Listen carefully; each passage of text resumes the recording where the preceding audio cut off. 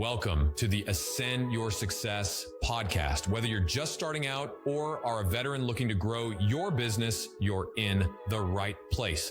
Join us to learn how to achieve financial freedom while working and living life on your own terms. Hear valuable insights, strategies, and interviews with successful entrepreneurs.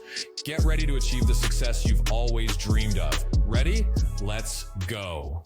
What's going on, guys? My name is Wyatt and this is the Ascend Your Success podcast. And today I got my business partner, Jacob Ninan, with me, and we are moving along in this series called How to Get Started in Real Estate. And we talked last time about how to communicate with people properly. So we've been through vision and budgeting.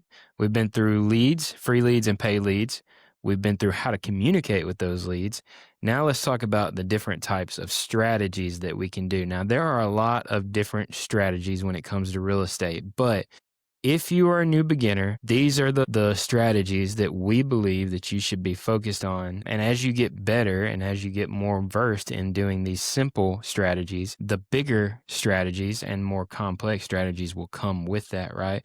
So we've got wholesaling, flipping, seller financing, rentals, and wholesaling. And so, Jacob, talk us through like wholesaling and flipping real quick. So yeah, I think generally what most people would consider the entry level investing, so to speak, would be wholesaling. If you haven't heard of wholesaling, I highly doubt you're listening to this and haven't heard somewhat about wholesaling.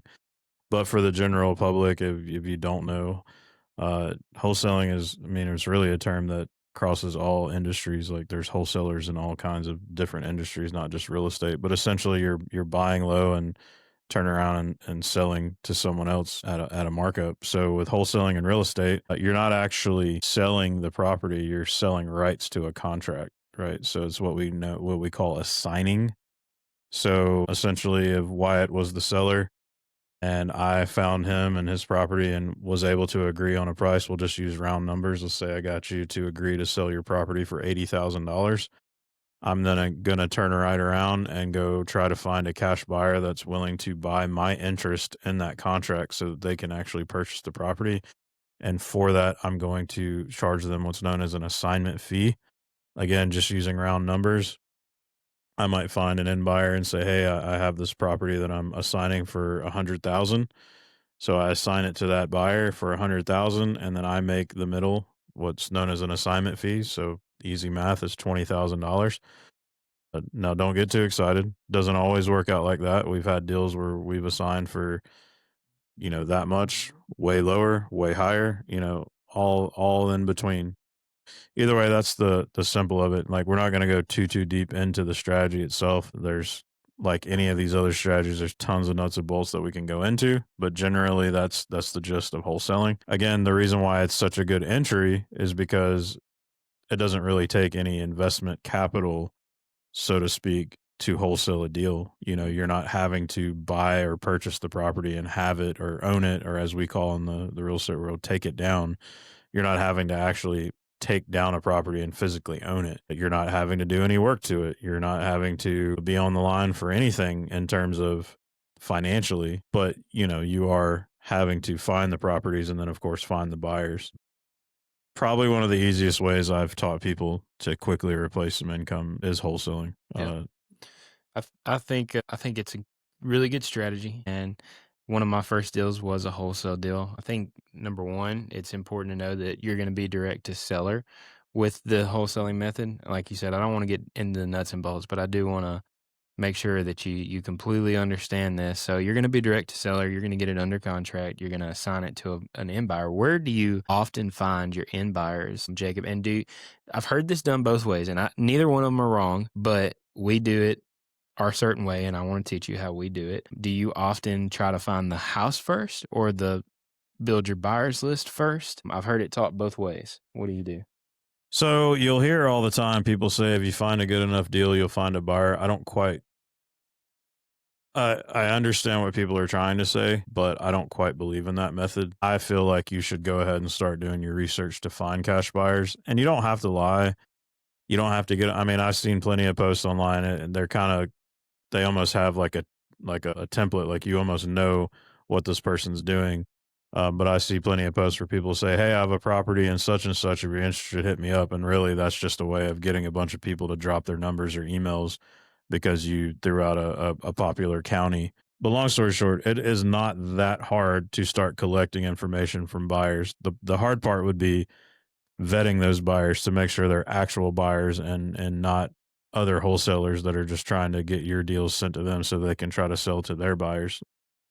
Daisy chaining is what that's known as, but we're not going to go into that. We're not going to go into that today. A, because I don't want to raise my blood pressure, but B, just because we're talking about surface level here with these strategies. But yeah, to your question, I personally think you should start building the buyers list first. And you can do it both at the same time, right? You can do this at the same time. So I just believe you should have some form of a buyers list so that when you do secure a deal, you can immediately start marketing to those buyers day one versus getting the deal under contract and then turning around and trying to find a buyer, which is, I'll point out the way that I did it to start. So I'm not speaking from a place of what my opinion is on just like, this is what I think you should do because I just feel that way, but it's because I did it the other way. And thankfully I did have the first 2 deals we ever did were really good deals. So it wasn't that hard to move them. But what I'll say is in the process of doing that, I cost myself money because got the deals and so quickly wanted to find a buyer, and whoever hit me up first, I just went with. Meanwhile, I probably we definitely shorted ourselves thousands of dollars, hindsight looking back. But had I taken the time to build a list and have, a good list of buyers, if I would have blasted those deals today and would have gotten 10, 20 people responding, now I know like, oh, wow, I'm onto something here. And like, let's schedule these. And I'm saying I'm telling you to sit here and price gouge people, but we are in a world of real estate where it does really boil down to highest and best, unless you have what we call like VIP buyers where you have a relationship, they can close. There's no question marks on whether this person's legit. I value those things over money. Like I value repeat business and good business than I do hearing someone say they're going to give me more money. But regardless, we would have made a lot more money going that route with the buyers list, building it first. And you don't have to spend 2 years on a buyers list. We're talking about making some Facebook group posts, collecting. I mean, you could easily in our market collect 50 to 100 emails like that within a couple of days. So, yeah. And I just want to give my side of it too, is I started the opposite way. I started looking for deals and then I put those deals on Facebook, and then that's how they would go. And to your point, I think I think it's important to do both, because I don't know what your percentage, if you even know it, of deals that go off of your buyers list versus your just putting them on Facebook and selling them. But if you got both, then you're bound to have more offers. Like your conversation earlier about how do you get more deals is more up to bats, right? Yeah. So the more people that you reach out to, the more likely it's going to be that you get an offer. So most of ours go off of Facebook. Yeah, we have a cadence within our business, which I'm not going to go into, but as you get into this and you build the list, you're going to have a certain way that you blast it. Like I said, I mentioned earlier, VIPs, those might be people you're on a good base, like a good contact basis with. You can call them, text them personally. Then you have your email blast. Then you might go trickle down to Facebook and blast it out there to everyone, people you may or may not have ever done business with, that kind of thing. But yeah, there's plenty of avenues to move the deal, but I definitely think you should start shaking hands and making connections with buyers. Networking events is another good one, but I'll digress on that. Flipping, fix and flip, fixer upper, I think is probably the most popular and sexy, for lack of a better word, strategy that anyone ever comes in thinking they want to do. I mean, with the popularity of HGTV, Joanna and Chip Gaines, Chip and Joanna Gaines with the Fixer Upper shows and all the other tons of Fixer Upper shows. I mean, I think we can all agree it's pretty cool to watch the transformation. Like that's really cool. I will be the first to tell you that flipping houses is nothing like what you see on TV, whether it's dramatized or made to look easy or not. It's nothing like that. You'll quickly find out. But again, probably the most popular strategy that people come in saying that they want to do. I started my journey out that way, like because of those things I mentioned before, with seeing it on TV and that being brought and highlighted to me by a family member. But yeah, so probably not the easiest point of entry into the real estate world. Wholesaling definitely going to be the easiest one. And I say easy, the cheapest, like it doesn't cost you. Wholesaling technically isn't easy. I'd say flipping houses is what I used to tell people is wholesaling is less risky, but harder. Flipping is it's risky, more risky, but easier, because if you're the flipper, you can find your own deals or leverage wholesalers' deals. If you're the wholesaler, you're just leveraging your own deals. Also, the risk factor, wholesaling, you don't have any financial burden because you're not actually buying the property. Whereas the flipper, you're buying the property, you're paying to renovate it, you're paying all the fees and things that are going on while you're holding it. So those are the two distinct differences with those, in my opinion. But flipping, I mean, yeah, it's you buy a house that's most likely distressed or needs some work. You renovate the property, to what we call the standard of like what the comps are. Like, guys, if you buy a house in a neighborhood where the average price point is 300 grand and everybody there that has a nice house has, hardwood floors and granite countertops, that doesn't mean you go buy the house and put in marble throughout all the floors and like gold counters. Like, doesn't make sense. Like, like tell the people I teach, like, follow the comps. That doesn't mean you don't do little things to stand out to make your product a little bit better, but you generally follow the comps. You know what I'm saying? You're not going to go dump $100,000 in finishes and a $200,000 price range house. It just makes no sense. Now, if you go to $1 million homes, yeah, you're going to spend that type of money. But yeah, you're buying the house low at a distressed price point.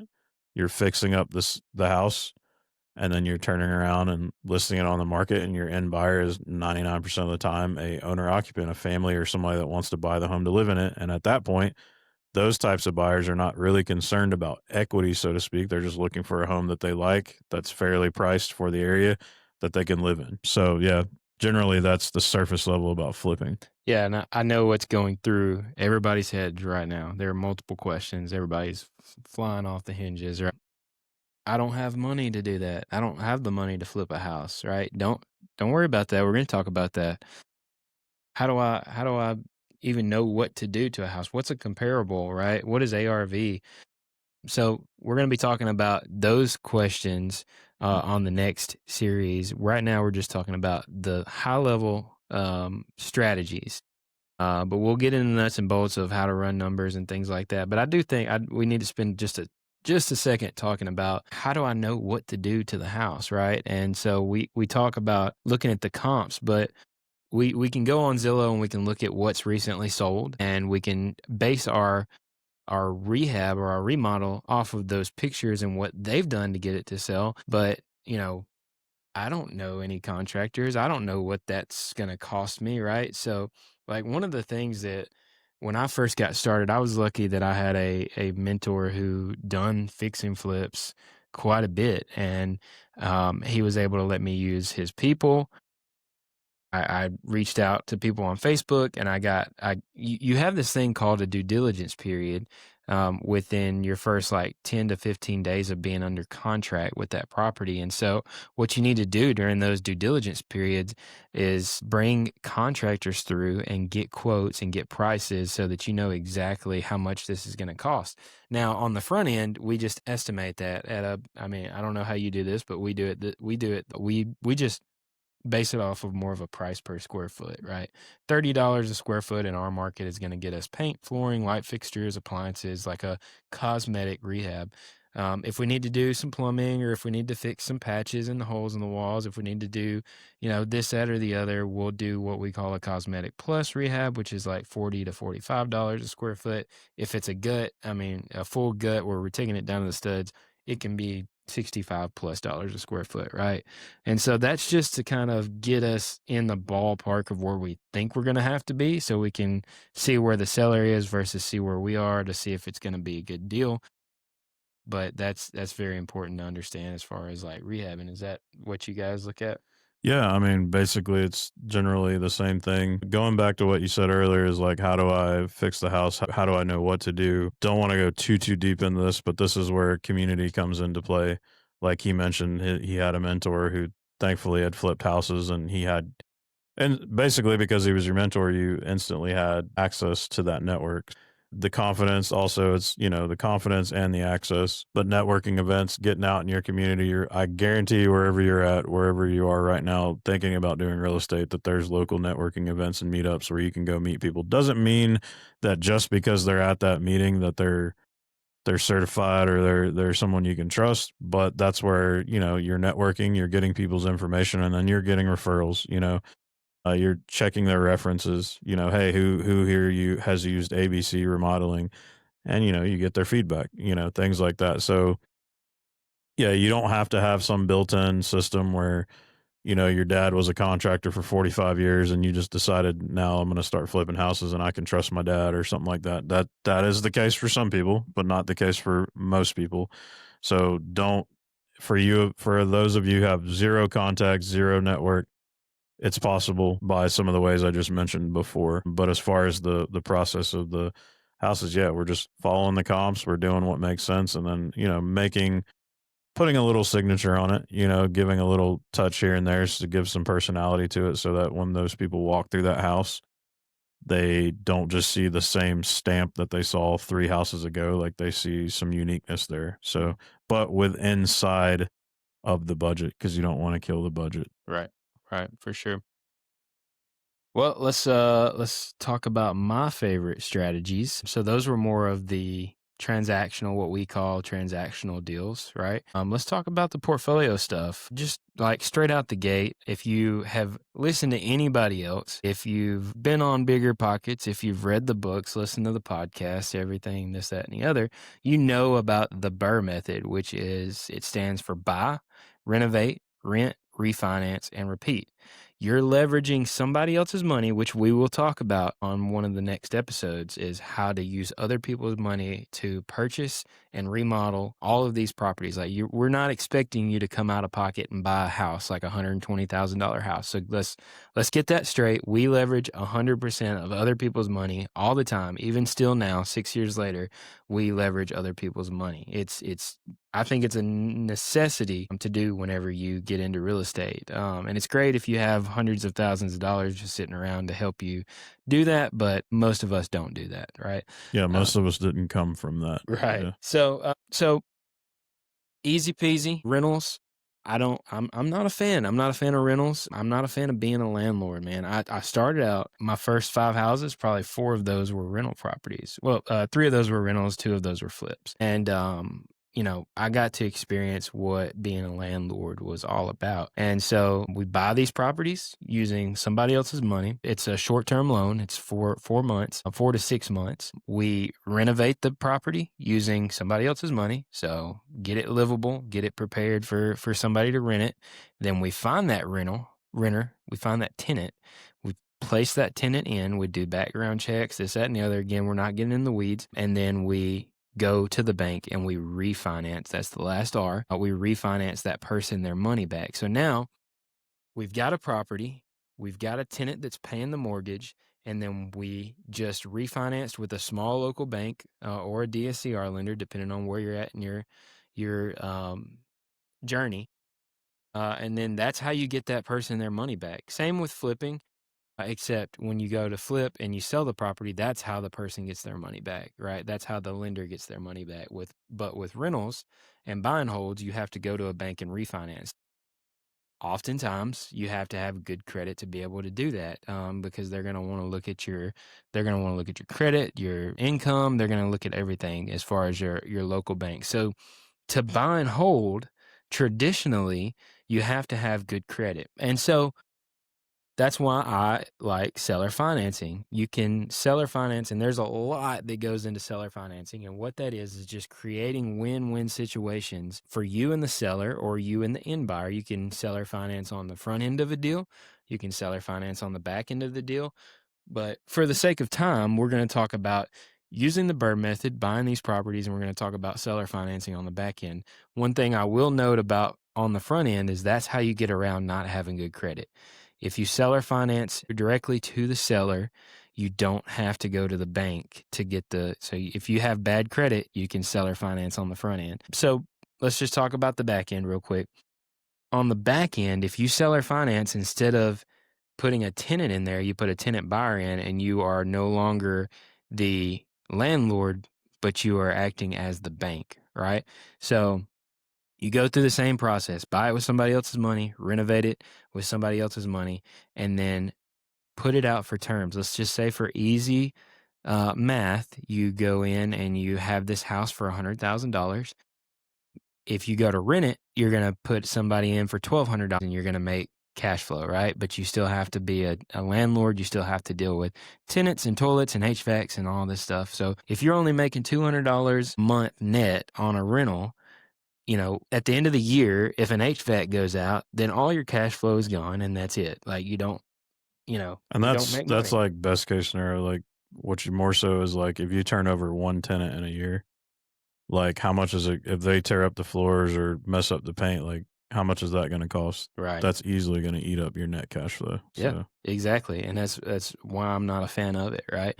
I figured that out, by doing it though. And we still have rentals now, but we do that at a different kind of level, which we'll talk about right towards the end. It's another strategy. But, when you're doing the seller financing, you say you get that same house and you've got it for $100,000, then you sell it on terms for $150,000 to somebody who's going to live in it and make you the mortgage payment.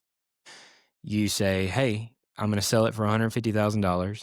I want $15,000 down, which is a 10%, which is normally our minimum for a down payment. So you get that capital up front, which is great. And then we're selling it at an interest rate of anywhere from 10 to 12% interest. So the bank makes money on the interest. So are we. Some of you guys right now may be thinking, man, that's high interest rate. Well, somebody else is thinking, man, I'm never going to own a house unless I do this way, right? And so we prefer to look at it like we're helping people. Obviously, again, going back to one of our other series episodes, you run a business. You've got to make money. You've got to put food on the table for your family. You got to do what it takes to pay your employees, to pay your marketing, to do this, that, and the other, and that's what it takes. So, yeah, you're not forcing anyone to do this. Yeah, it's their decision. But really, most people only care about the payment. As long as the payment makes sense, then that's all that really matters to them, right? Yeah, and the cool thing about seller financing is the thing that I love the most is that the tenant buyer, they are liable for everything that happens in that house. So they're not calling me for toilets, HVACs, anything like that, pipes freezing in the winter. You don't call the bank for that. So you're not calling me for that. They maintain the property.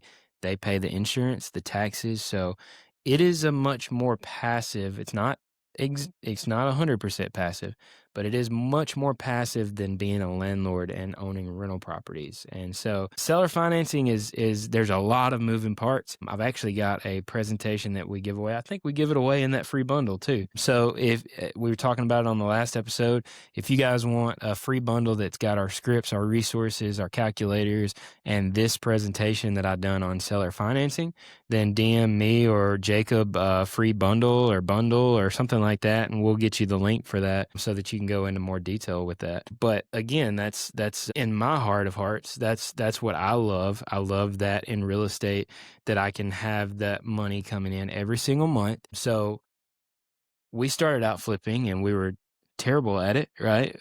We were making a whole lot of money, but we were always robbing Peter to pay Paul on different projects and this, that, and the other. And we just had a hard time with it. And probably because we didn't have the setup that we should have had.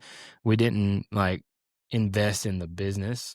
We just were always trying to chase deals. But when we hit a hard stop and we looked back and we started holding properties, we got to a point with our cash flow where it didn't bother us if a project went over time, right? Or if a closing got pushed, because we still have that same amount of money coming in every single month. So it really helped us on the transaction side, on the flipping side, to where, it didn't hurt us as much as if a project went not like we planned. And it never goes like you planned. No matter what strategy you do, just get it out of your head that it's going to be a perfect thing, because it's not going to be exactly how you planned it either way you go. Yeah. I mean, taking a house apart and then putting it back together, clearly there's going to be some hiccups here and there, and you just prepare the best you can for it. But no, like he said, having some predictable cash flow is important. And I mean, we've seen it time and time again with students and other members of the mastermind who have recently left their jobs. Let me back this up. We do not, disclaimer, we're not telling people to leave their jobs, nor will I ever tell you need to leave your job. I might just throw out some questions that you have to answer in order to determine whether or not you're at a position or a place to do that. But we've had several students that have been able to leave their W-2s and go full-time investing because that's what they wanted to do. Now, we have plenty of people that have full-time jobs and invest, and they're 100% happy with that too because they love what they do. But either way, the more secure way that I've seen people do it was with the cash flow, because you're now the whole financial freedom, like you're dollar for dollar replacing what your job is producing, so that the day you leave, you're not turning around and going, okay, how do I produce income to replace what I just lost? You already replaced it with the passive income. And I will say, being somebody that didn't start in the realm of that and didn't really do the seller finance thing, looking at it now and seeing that with the students, it's super powerful, So yeah, it takes a little bit of time, and you can do it all, right? You can do it all at the same time. But the point is building it at the same time so that when you do have a slow month or you do have a project that gets away from you or sideways, it's not a super big stress because you got money coming in. So For sure. So I know what you're thinking right now. Like, how do I decide what strategy I need to do? I mean, seller financing sounds awesome. Wholesaling sounds awesome. How do I do this? How do I decide what I want to do? And for that, I say, on the next episode, we're going to teach you how to run numbers. And the numbers, I think this is something that I didn't understand when I first got some, was that I wanted to do nothing but rentals.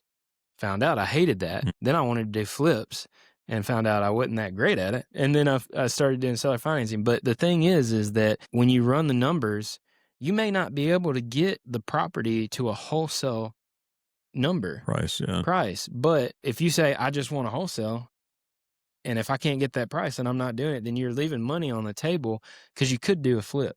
Well, that's why I say wholesaling is harder, just less risky. So like if Wyatt's the seller finance guy and I'm the flipper, and then the wholesaler comes along and we're all three making offers, the wholesaler has to get it for less than what he and I can pay for it, because he's got to have enough room to turn around and wholesale it to me or Wyatt.